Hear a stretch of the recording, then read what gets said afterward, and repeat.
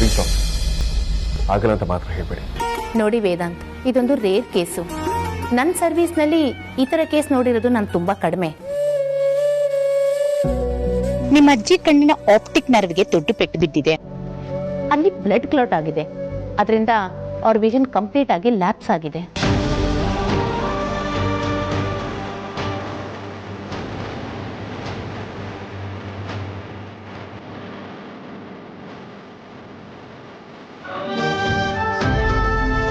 ಇದಕ್ಕೆ ನಾವು traumatic optical neuropathy ಅಂತ ಕರಿತೀವಿ. ಬ್ರೈನ್ಗೆ ಪೆಟ್ಟಾದಾಗ, ಕಣ್ಣಿನ ಆಪ್ಟಿಕ್ ನರ್ವ್ಗೆ ಪೆಟ್ಟಾದಾಗ ಈ ರೀತಿ ಆಗೋ ಸಾಧ್ಯತೆ ಇರುತ್ತೆ. ಈಗ ನಿಮ್ಮ ಅಜ್ಜಿಗಾಗಿರೋದು ಹೀಗೇನೆ. ಡಾಕ್ಟರ್, ಟೆಕ್ನಾಲಜಿ ಇಷ್ಟೊಂದು ಅಪ್ಗ್ರೇಡ್ ಆಗಿರುವಾಗ ಬೇರೆ ಆಪ್ಷನ್ಸ್ ಇಲ್ವಾ? ಆಪರೇಷನ್ ಏನಾದರೂ ಮಾಡ್ಬೋದಲ್ವಾ? ನೀವು ಹೇಳೋದು ಕರೆಕ್ಟ್ ವಿಕ್ರಾಂತ್. ಆಪರೇಷನ್ ಮಾಡಿ ಒಂದು ಚಾನ್ಸ್ ತಗೋಬೋದು, ಆದರೆ ಹಾಗೆ ಮಾಡೋದಕ್ಕೆ ಕೂಡ ಏಜ್ ಲಿಮಿಟ್ ಇದೆ. ನಿಮ್ಮ ಅಜ್ಜಿ ಅಲ್ಲದೆ ಯಾವುದೇ ಚಿಕ್ಕ ವಯಸ್ಸವ್ರಿಗೆ ಈ ರೀತಿ ಆಗಿದ್ದಿದ್ರು ಆಪರೇಷನ್ ಮಾಡಿ ಕಣ್ ಕಾಣಿಸೋ ಥರ ಮಾಡ್ಬೋದಿತ್ತು, ಅಥವಾ ಆ ನಿಟ್ಟಿನಲ್ಲಿ ಪ್ರಯತ್ನ ಅಂತೂ ಮಾಡ್ಬೋದಿತ್ತು. ಆದರೆ ಈ ವಯಸ್ಸಿನಲ್ಲಿ ನಿಮ್ಮ ಅಜ್ಜಿಗೆ ಆಪರೇಷನ್ ಮಾಡೋದಕ್ಕಾಗೋದಿಲ್ಲ. ಅದಕ್ಕೆ ಅವ್ರ ಏಜ್ ಸಪೋರ್ಟ್ ಮಾಡೋದಿಲ್ಲ.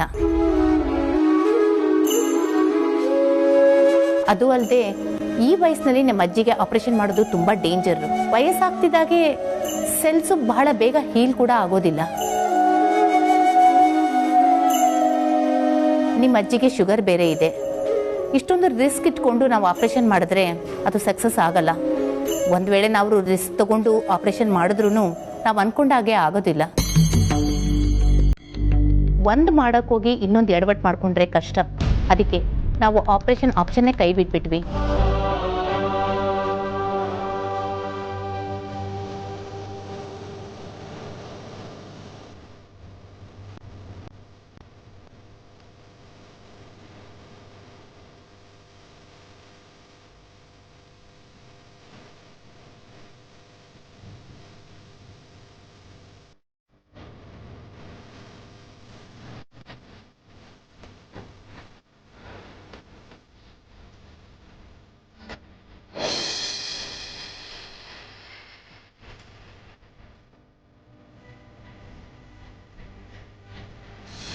ನಿಮ್ಮ ಅಜ್ಜಿ ಅವ್ರ ದೃಷ್ಟಿನ ಸಂಪೂರ್ಣವಾಗಿ ಕಳ್ಕೊಂಡಿದ್ದಾರೆ.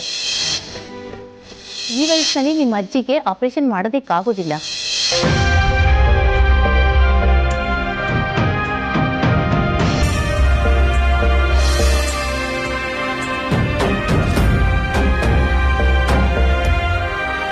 ನಿಮ್ಮ ಅಜ್ಜಿ ಅವ್ರ ದೃಷ್ಟಿನ ಸಂಪೂರ್ಣವಾಗಿ ಕಳ್ಕೊಂಡಿದ್ದಾರೆ. ಇನ್ಮೇಲೆ ಅವ್ರಿಗೆ ಕಣ್ ಕಾಣಿಸಲ್ಲ.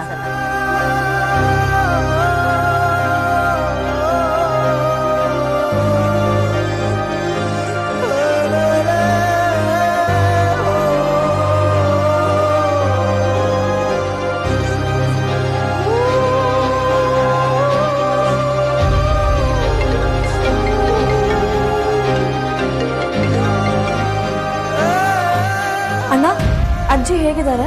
ಚೆನ್ನಾಗಿದ್ದಾರಾ? ಮಾತಾಡ್ತಾ ಇದ್ದಾರಾ?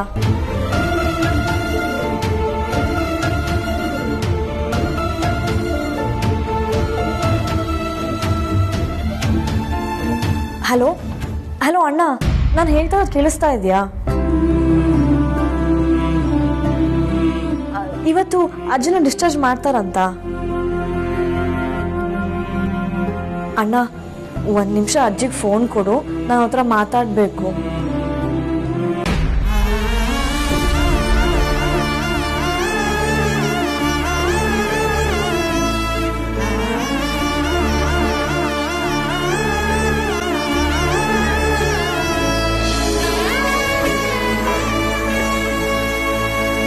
ನಿಮಗೆ ಮತ್ತೆ ವಾಪಸ್ ಕಂಡು ಬರೋವರೆಗೂ ನಾವು ನಮ್ಮ ಪ್ರಯತ್ನನ ನಿಲ್ಲಿಸೋದೇ ಇಲ್ಲ ಅಜ್ಜಿ. ನೀವೆಲ್ಲೂ ನಮ್ಮನ್ನೆಲ್ಲ ಮತ್ತೆ ಕಣ್ ತುಂಬ ನೋಡೇ ನೋಡ್ತೀರಾ ಅಜ್ಜಿ.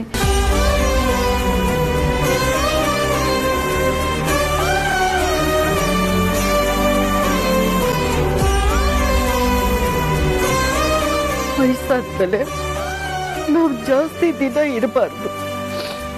ಇನ್ನೊಬ್ಬರ ಮೇಲೆ ಡಿಪೆಂಡ್ ಆಗುವವರೆಗೂ ಬದುಕಿರಬಾರ್ದು.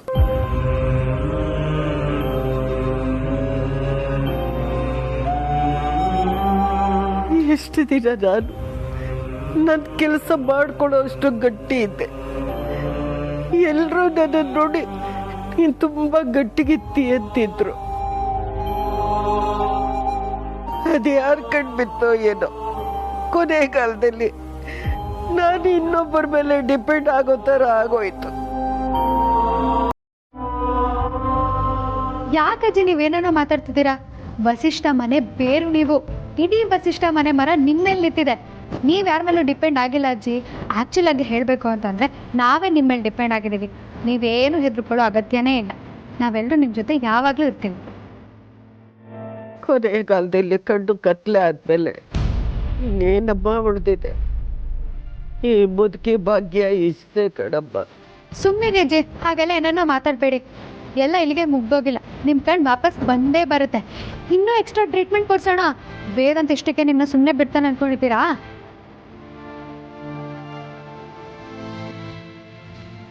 ನೀವು ಒಂದೇ ಒಂದು ಎನರ್ಜಿ, ನೀವು ಒಂದೊಂದು ಪವರ್ ಅಜ್ಜಿ. ನಿಮ್ಮ ಹತ್ರ ಬಂದ್ರೆ ಶಾಕ್ ಹೊಡೆಯುತ್ತೆ ಅನ್ನೋ ರೇಂಜ್ ನಿಮ್ದು. ನೀವೇ ಹಿಂಗೆ ಸಿಂಗಲ್ ಫೇಸ್ ಥರ ಡಲ್ ಆಗ್ಬಿಟ್ರೆ ನಾವೆಲ್ಲ ಕೂಡ್ರಾಗ್ಬಿಡ್ತೀವಿ ಅಜ್ಜಿ.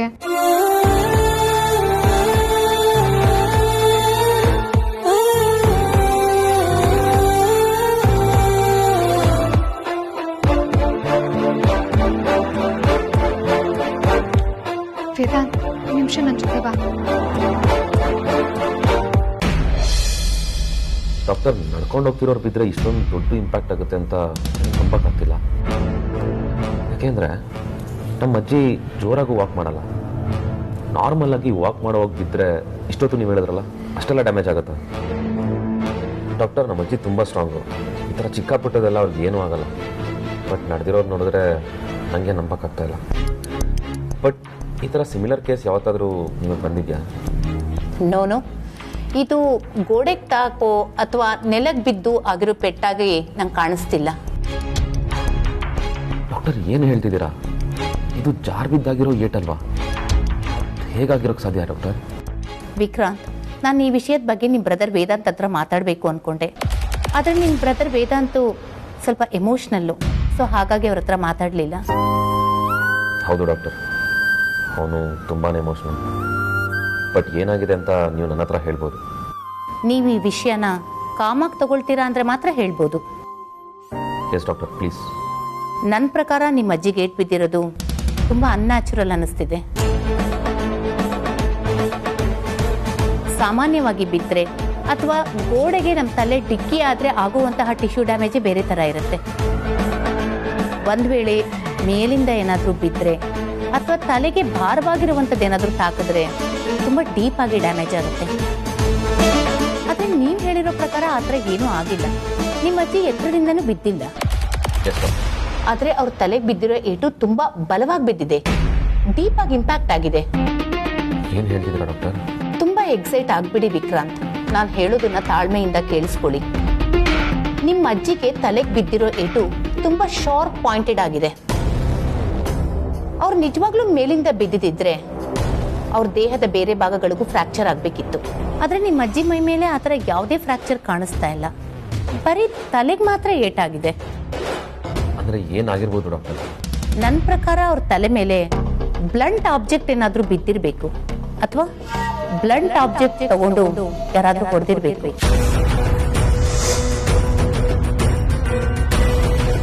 ಯಾರು ಬೇಕು ಅಂತ ಅಜ್ಜಿಗೆ ಹಿಂದೆ ತಲೆಗೆ ಹೊಡೆದಿರಬೇಕು. ಬಿದ್ದು ಈ ಥರ ಆಗಿದೆ ಅನ್ನೋದನ್ನ ನಂಬಕ್ ಕಷ್ಟ ಆಗುತ್ತೆ ವಿಕ್ರಾಂತ್. ಮೈ ಗಾಡ್, ನೀವು ಹೀಗೆ ಹೇಳ್ತೀರಾ ಅಂತ ನಾನು ಅನ್ಕೊಂಡಿರಲಿಲ್ಲ. ದಿಸ್ ಇಸ್ ಟು ಬ್ಯಾಡ್. ಇದಕ್ಕೆ ಹೇಳಿದ್ದು ನೀವು ಕಾಮಾಗಿರ್ಬೇಕು ಅಂತ. ಇದು ನನ್ನ ಅನಾಲಿಸಿಸ್ ಅಷ್ಟೇ. ಒಂದು ವೇಳೆ ಅವ್ರು ಬಿದ್ದಿರೋ ಜಾಗದಲ್ಲಿ ಚೂಪಾಗಿರೋ ವಸ್ತು ಏನಾದರೂ ಇದ್ದು ಅದ್ರ ಮೇಲೂ ಅವ್ರು ಬಿದ್ದು ಹೀಗಾಗಿರೋ ಚಾನ್ಸಸ್ ಇರುತ್ತೆ. ವಿಕ್ರಾಂತ್, ಏನು ಯೋಚನೆ ಮಾಡ್ತಿದ್ದೀರಾ? ಡಾಕ್ಟರ್, ಹಾಗಿದ್ರೆ ಇವತ್ತು ನಮ್ಮ ಅಜ್ಜಿನ ಮನೆಗೆ ಕರ್ಕೊಂಡು ಹೋಗ್ಬೋದಾ? ಡಿಸ್ಚಾರ್ಜ್ ಮಾಡ್ತೀರಾ? ಬೇಡ ವಿಕ್ರಾಂತ್, ಇವತ್ತೊಂದಿನ ಅವರು ಅಬ್ಸರ್ವೇಷನಲ್ಲಿ ಇರಲಿ.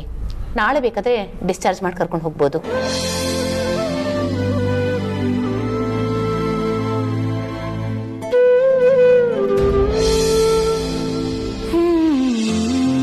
ವೇದಾಂತ್, ನೀನು ಸ್ವಲ್ಪ ಹೊತ್ತಿಲ್ಲಿ ಕೂತ್ಕೋ ಬಾ. ನಾನು ಯಾಕೆ ಇಲ್ಲಿ ಕೂತ್ಕೋಬೇಕು? ನಾನು ಅಲ್ಲಿ ಇರಬೇಕು, ಅಜ್ಜಿ ಜೊತೆ ಇರಬೇಕು. ಮೂಲ್ಯ ಕಾರಣ ಇದೆ ವೇದಾಂತ್. ಅಳು ಮತ್ತೆ ನಗು ಅನ್ನೋದು ಹೆಚ್ಚು ಕಡಿಮೆ ಒಂದೇ ಥರ. ಎರಡು ಒಂಥರ ಸಾಂಕ್ರಾಮಿಕನೇ. ಅಲ್ಲಿ ಅಜ್ಜಿ ತುಂಬ ಬೇಜಾರು ಮಾಡ್ಕೊಂಡಿದ್ದಾರೆ ವೇದಾಂತ್. ಅವ್ರಿಗೆ ಅಳು ತಡೆಯೋದಕ್ಕೆ ಆಗ್ತಿಲ್ಲ. ನೀನು ಅವ್ರ ಮುಂದೆ ಅಳ್ತಾ ಕೂತ್ರೆ ಅವರಿಗೆ ಕಂಪ್ನಿ ಕೊಟ್ಟಾಗಲ್ವಾ? ಅವ್ರ ಬೇಜಾರು ಇನ್ನಷ್ಟು ಜಾಸ್ತಿ ಆಗುತ್ತೆ ಹೊರತು ಅದು ಕಂಟ್ರೋಲಿಗೆ ಬರಲ್ಲ ವೇದಾಂತ್. ಅವ್ರು ಬೇರೆ ಏನಾದರೂ ಯೋಚನೆ ಮಾಡಲಿ, ಅವ್ರ ಬೇಜಾರು ಕಮ್ಮಿ ಆಗಲಿ ಅನ್ನೋ ಒಂದೇ ಒಂದು ಕಾರಣಕ್ಕೆ ಅವ್ರನ್ನ ಮೋಟಿವೇಟ್ ಮಾಡೋದಕ್ಕೆ ಟ್ರೈ ಮಾಡಿದೆ ವೇದಾಂತ್. ಇಷ್ಟು ವರ್ಷ ಜಗತ್ತನ್ನ ನೋಡಿ ಈಗ ಸಡನ್ ಆಗಿ ಜಗತ್ತು ಕತ್ಲು ಅಂತ ಅನಿಸ್ದಾಗ ಅವ್ರಿಗೆ ದೊಡ್ಡ ಶಾಕ್ ಆಗಿರುತ್ತೆ. ಅದ್ರ ಜೊತೆ ನೀನು ಹೇಳೋ ಧ್ವನಿನೂ ಅವ್ರಿಗೆ ಕೇಳಿಸ್ತಾನೆ ಇರುತ್ತೆ. ಆಗ ಅವ್ರಿಗೆ ಹೇಗನ್ಸುತ್ತೆ ಹೇಳು? ನನ್ನ ಸುತ್ತ ಇರೋರು ಹತ್ರ ನನ್ನ ಕತೆ ಇಷ್ಟೇನೆ, ನಾನು ಹಿಂಗೆ ಯಾವಾಗಲೂ ಹೀಗೆ ಇರಬೇಕಾಗುತ್ತೆ ಅಂತ ತುಂಬ ಬೇಜಾರಾಗಲ್ವಾ? ಅದಕ್ಕೆ ನಾವು ಅವ್ರಿಗೆ ಸಮಾಧಾನ ಮಾಡಿ ಸಾಧ್ಯ ಆದಷ್ಟು ಅವ್ರನ್ನ ನಾವು ಮೋಟಿವೇಟ್ ಮಾಡಬೇಕಲ್ವಾ? ಆದರೆ ನನ್ನ ಸದ್ಯಕ್ಕೆ ಸ್ಥಿತಿ ನನಗಿಲ್ಲ. ನನಗಿದ್ರೆ ಡೈಜೆಸ್ಟ್ ಮಾಡ್ಕೊಳ್ಳೋದಕ್ಕೆ ಆಗ್ತಿಲ್ಲ ಮೊದಲು. ಗೊತ್ತು ವೇದಾಂತ್, ನಿನ್ನ ಸಿಚುವೇಶನ್ ನನಗೆ ಅರ್ಥ ಆಗುತ್ತೆ. ಅದಕ್ಕೆ ನಾನು ನಿನ್ನನ್ನು ಅಲ್ಲಿಂದ ಕರ್ಕೊಂಡು ಬಂದಿದ್ದು. ಈಗ ಹೇಳು, ನಾನು ಮಾಡಿದ ತಪ್ಪಾ? ಇಲ್ಲ ಬಿಡು, ನೀನು ಸರಿನೇ ಮಾಡಿದೆ.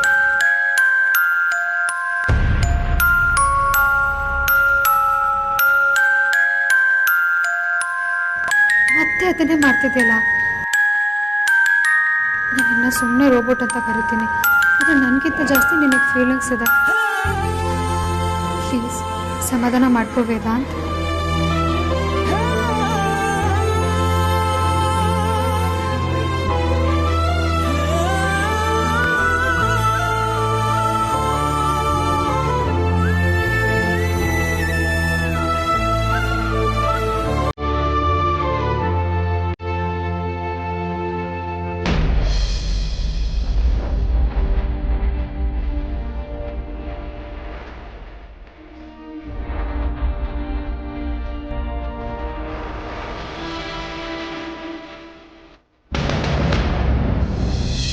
ಬ್ಲಂಟ್ ಆಬ್ಜೆಕ್ಟ್ ತಗೊಂಡು ಯಾರಾದ್ರೂ ಹೊಡೆದಿರ್ಬೇಕು.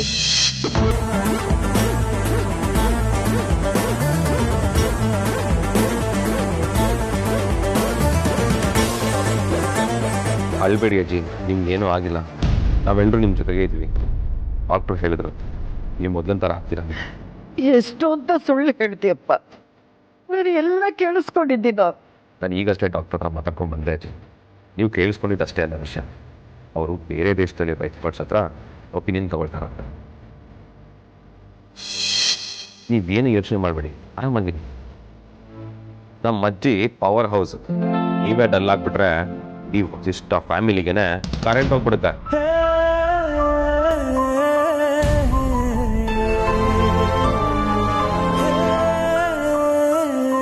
ಅಜ್ಜಿ, ನಿಮ್ಮ ತಲೆಗೆ ಹೇಗಿಟ್ಬಿತ್ತು?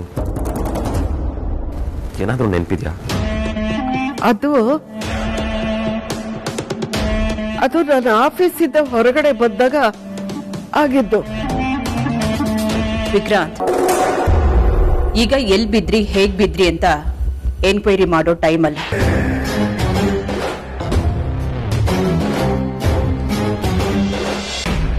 ಮೊದಲೇ ಅವರು ಬೇಜಾರು ಮಾಡ್ಕೊಂಡಿದ್ದಾರೆ. ನೀನು ಬೇಡದೇ ಇರೋ ಪ್ರಶ್ನೆಗಳನ್ನ ಕೇಳಿ ಅವರನ್ನ ಡಿಸ್ಟರ್ಬ್ ಮಾಡಬೇಡ. ಸ್ವಲ್ಪ ಹೊತ್ತು ಅವರನ್ನ ಒಬ್ಬರೇ ಇರಕ್ಕೆ ಬಿಟ್ಬಿಡು, ರೆಸ್ಟ್ ಮಾಡಲಿ. ನಾನು ಡಿಸ್ಟರ್ಬ್ ಮಾಡ್ತಾ ಇಲ್ಲ, ಹೇಗೆ ಬಿದ್ರಿ ಅಂತ ಕೇಳ್ತಾ ಇದ್ದೀನಿ. ನಾನು ಅದನ್ನೇ ಹೇಳ್ತಿರೋದು ವಿಕ್ರಾಂತ್. ಅವ್ರು ಆಲ್ರೆಡಿ ಹೆದರಿದ್ದಾರೆ, ನೀನು ಇನ್ನೂ ಯಾಕೆ ಭಯ ಪಡಿಸ್ತಿದ್ಯಾ? ನಾನು ಭಯ ಪಡಿಸ್ತಾ ಇಲ್ಲ ಮದರ್ ಇಂಡಿಯಾ. ಅವ್ರು ಹೇಗೆ ಬಿದ್ರು ಅಂತ ತಿಳ್ಕೊಳ್ತಿದ್ದೀನಿ, ಅದು ಕೂಡ ಇಂಪಾರ್ಟೆಂಟ್ ಅಲ್ವಾ? ಆಗಿರೋದ್ರ ಬಗ್ಗೆ ತಿಳ್ಕೊಂಡು ಏನು ಪ್ರಯೋಜನ? ಪ್ರಯೋಜನ ಇದೆ ಮದರ್ ಇಂಡಿಯಾ. ಅಜ್ಜಿಗೆ ಹೀಗಾಗಿದೆ ಅಂತ ಅಂದರೆ ಅದ್ರ ಹಿಂದೆ ಯಾರು ಕಾರಣ ಅಂತ ತಿಳ್ಕೊಳ್ಳೇಬೇಕಲ್ವಾ? ನೀವು ಹೇಳಿದ್ರಿ, ನೀವು ಆಫೀಸಿಂದ ನೀವೇ ಹೊರಗೆ ಬಂದ್ರ ಅಥವಾ ಯಾರಾದರೂ ಕರ್ಕೊಂಡು ಬಂದ್ರ?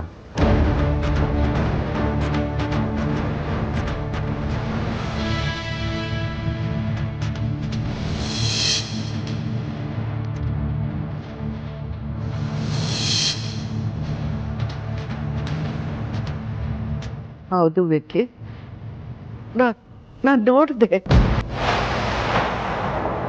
ನೋಡಿದ್ರಾ? ಯಾರು ನೋಡಿದ್ರಿ ಜಿ?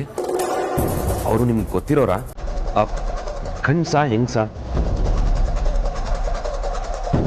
ಸರಿಯಾಗಿ ನೆನ್ಪು ಮಾಡ್ಕೊಳ್ಳಿ ಅಜ್ಜಿ.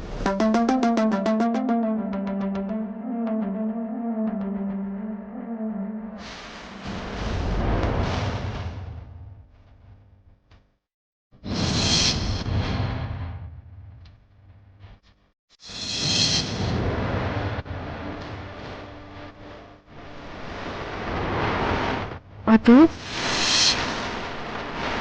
ಅದು ಏನ್ ಮಾಡ್ತಿದ್ದೆ? ಸುಮ್ಮನೆ ತೊಂದರೆ ಕೊಡ್ತಿದ್ದೆ ಅಜ್ಜಿಗೆ. ಸರಿಯಾದ ಟೈಮ್ಗೆ ಬಂದೆ ವೇದಾಂತ್. ಇವನು ಬೇಡದಿರೋ ಪ್ರಶ್ನೆ ಕೇಳಿ ಅಮ್ಮನ್ನ ಡಿಸ್ಟರ್ಬ್ ಮಾಡ್ತಿದ್ದಾನೆ. ನಾನು ಡಿಸ್ಟರ್ಬ್ ಮಾಡ್ತಿರ್ಲಿಲ್ಲ ಅಗ್ರಜ. ಅವ್ರು ಹೇಗೆ ಬಿದ್ರು ಅಂತ ತಿಳ್ಕೊಳ್ತಿದ್ದೆ ಅಷ್ಟೇ. What is this Vikram? ಹೇಗ್ ಬಿದ್ರಿ ಅಂತ ಕೇಳೋ ಟೈಮ್ ಆಯ್ತು. ನಿಂಗೆ ಸ್ವಲ್ಪನಾದ್ರೂ ಸೆನ್ಸ್ ಇಲ್ವಾ? ಯಾವ ಸಿಚುವೇಶನ್ ಏನ್ ಪ್ರಶ್ನೆ ಕೇಳಬೇಕು ಅಂತ ಗೊತ್ತಾಗಲ್ಲ. ಯಾಕೆ ಇಷ್ಟೊಂದು ರೂಢ ಬಿಹೇವ್ ಮಾಡ್ತಿದ್ಯಾ? ಇಲ್ಲ ಅಗ್ರಜ, ನಾನು ರೂಢಾಗಿ ಬಿಹೇವ್ ಮಾಡಲಿಲ್ಲ. ಶರಾಬ್ ವಿಕ್ರಾಂತ್, ನೀನೇನ್ ಮಾಡಿದೆ ಅಂತ ನಾನೇ ನೋಡಿದ್ನಲ್ಲ.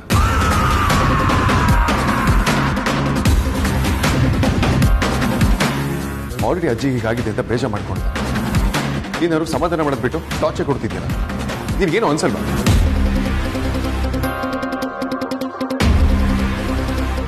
ನೀನೇ ಹೇಳು ವೇದಾಂತ್. ನಾನು ಹೇಳಿದ್ರೆ ಅದನ್ನ ಬೇರೆ ಥರನೇ ತಗೋತಾನೆ. ಆಗಲ್ಲ ಅಗ್ರಜ. ಒಂದು ವೇಳೆ ಅಜ್ಜಿಗೆ ಯಾರಾದರೂ ಬೇಕು ಅಂತ ಹೀಗೆ ಮಾಡಿದ್ರೆ ಅದ್ಯಾರು ಅಂತ ನಮಗೆ ಗೊತ್ತಾಗ್ಬೇಕಲ್ವಾ? ಅದನ್ನೇ ತಿಳ್ಕೊಳ್ತಿದ್ದೆ ಅಷ್ಟೇ. ನೋ ವಿಕ್ರಾಂತ್, ಯಾರು ಹಾಗೆ ಮಾಡೋದಕ್ಕೆ ಸಾಧ್ಯ ಹೇಳು? ನೀನು ಸುಮ್ಮನೆ ಡೌಟ್ ಪಡ್ತಿದ್ದೆ ಅಷ್ಟೇ. ಒಂದ್ ವೇಳೆ ಹಾಗೆ ಯಾರಾದರೂ ಮಾಡಿದ್ರು ಅದನ್ನ ಕೇಳೋ ಸಮಯ ಇದಲ್ಲ.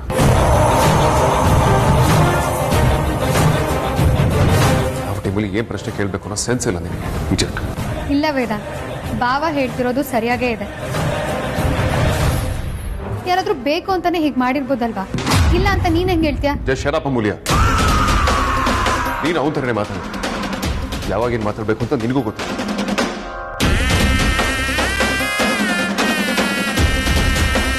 ನೀನು ಹೇಳ್ತಿರೋದು ಸರಿ ವೇದಾಂತ್. ಅಲ್ಲ, ಅಮ್ಮನ ಮೇಲೆ ಯಾರು ತಾನೇ ದ್ವೇಷ ಇರುತ್ತೆ? ಅವರು ತಾವಾಯ್ತು ತಮ್ಮ ಕೆಲಸ ಆಯ್ತು ಅಂತ ಇರೋರು. ಯಾರು ಯಾಕೆ ಹೀಗೆ ಮಾಡ್ತಾರೆ?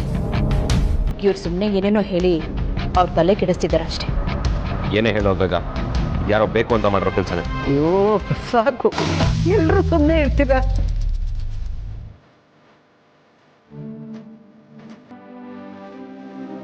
ಯಾಕೆ ಈ ತರ ಜಗಳ ಪಡ್ತಿದ್ದೀರಾ? ಸ್ವಲ್ಪ ಸಮಾಧಾನದಿಂದ ಇರೋದಕ್ಕಾಗಲ್ವಾ? ವೇದಾ, ವಿಕ್ಕಿ, ನೀವಿಬ್ಬರು 1 ನಿಮಿಷ ಬನ್ನಿ. ವೇದಾ, ವಿಕ್ಕಿ, ಏನಜ್ಜಿ?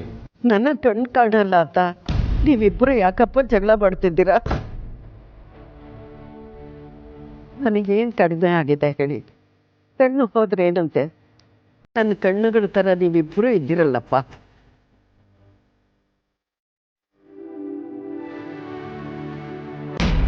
ನನ್ನಿಂದಾಗಿ ನೀವಿಬ್ಬರು ಜಗಳ ಮಾಡ್ಕೋಬೇಡಿ. ನಾನು ಆರಾಮಾಗಿದ್ದೀನಪ್ಪ. ಇಲ್ಲ ಅಜ್ಜಿ, ನಿಮ್ಗೀಗ ಆಯ್ತಲ್ಲ ಅನ್ನೋ ಬೇಜಾರಲ್ಲಿ ಹೀಗೆ ಮಾತಾಡ್ಬಿಟ್ಟೆ. ಹೌದಜ್ಜಿ, ನನಗೆ ಬೇಜಾರಿಲ್ಲ, ನೀವ್ಯಾಕೋ ಬೇಜಾರು ಮಾಡ್ಕೊಳ್ತೀರಾ? ನನ್ನ ಕಣ್ಣಿದ್ದು ನಾನು ಏನು ಮಾಡಬೇಕಿತ್ತು ಹೇಳಿ? ತುಂಬಿದ ಮನೆಯಲ್ಲಿ ಮಕ್ಕಳು ಮೊಮ್ಮಕ್ಕಳ ಜೊತೆ ಬದುಕಿದ್ದೀನಿ. 3 ಜನ ಮೊಮ್ಮಕ್ಕಳ ಮದುವೆನೂ ನೋಡಿದ್ದೀನಿ. ಈ ತರ ಜೀವನ ಪ್ರಪಂಚದಲ್ಲಿ ಎಷ್ಟು ಜನಕ್ಕೆ ಸಿಗತ್ತೆ ಹೇಳಿ?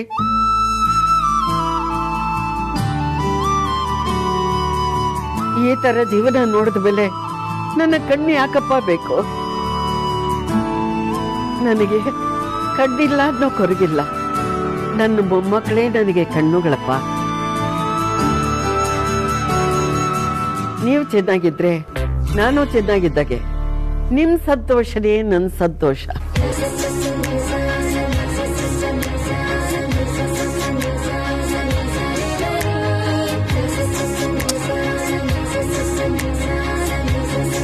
ಸಾರಿ ಅಜ್ಜಿ, ಇನ್ನು ಮುಂದೆ ಯಾವತ್ತೂ ನಿಮಗೆ ನೋವಾಗೋ ರೀತಿ ನಾವು ನಡ್ಕೊಳ್ಳೋದು.